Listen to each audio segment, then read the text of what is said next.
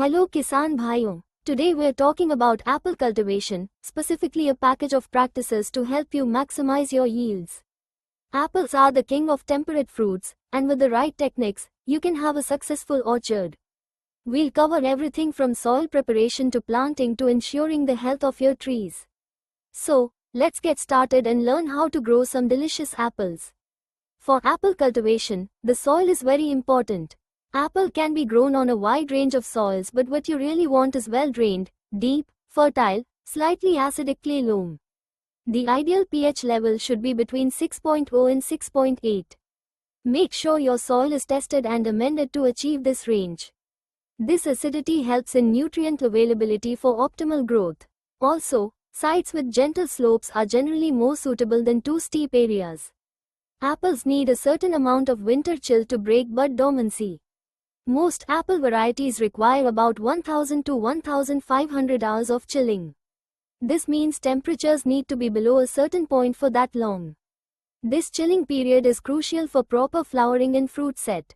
If your area doesn't get enough chill hours, consider low chilling varieties that are adapted to milder climates. When it comes to planting on uneven hills and steep slopes, the contour method is your best bet. This helps to prevent soil erosion and allows for proper use of rainwater. Also, if you have small fields, plant trees at the appropriate distances in the center. Make sure the fields slope inward to manage rainwater effectively and further reduce soil erosion. This method helps retain moisture and prevents runoff. The spacing between your apple trees depends on several factors, including the fruit variety, rootstock type, soil, climate, and pruning methods. For non-spur seedlings with vigorous growth, plant at 7.5 meters apart. This translates to about 178 plants per hectare. Proper spacing is crucial for light penetration and air circulation, which reduces disease pressure.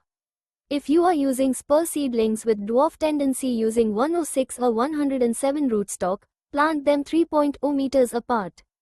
This allows for a high density of 11 plants per hectare. For non-spur 9 rootstock with dwarf tendency trend, consider 1.5 meter spacing, which would be a very high density planting of 4,444 trees per hectare. To prepare the planting pit, dig a hole measuring 1 cubic meter, that is, 1 meter by 1 meter by 1 meter. This provides enough space for the roots to grow and expand. If your soil is fertile, you can use a smaller pit. A well-prepared pit allows the roots to establish quickly and access nutrients. The larger the pit, the better the initial root development. After digging the pit, leave the soil exposed to sunlight for 10 to 12 days. This helps kill harmful bacteria and insects that could damage the seedlings. Soil solarization is a simple and effective way to sterilize the soil naturally. This step is especially important in areas with a history of soil-borne diseases or pests. Sunlight is your friend in this process.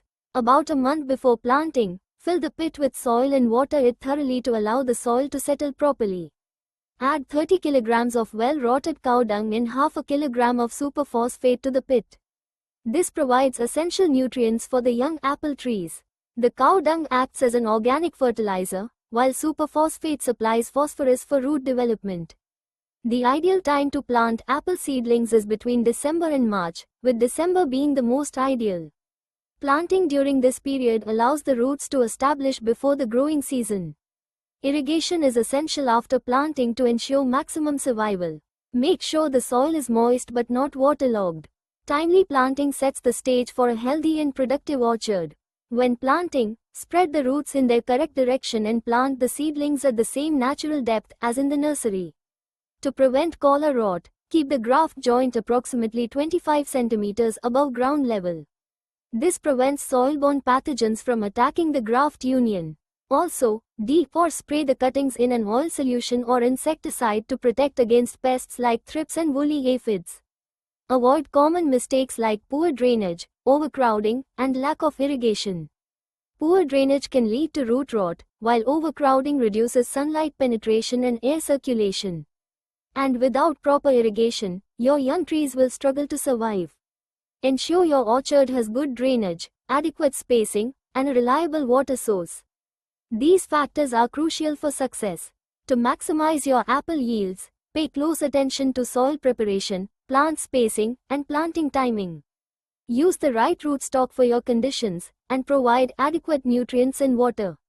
By following these best practices, you can ensure a healthy and productive apple orchard. With careful planning and diligent management, you'll be harvesting high-quality apples in no time.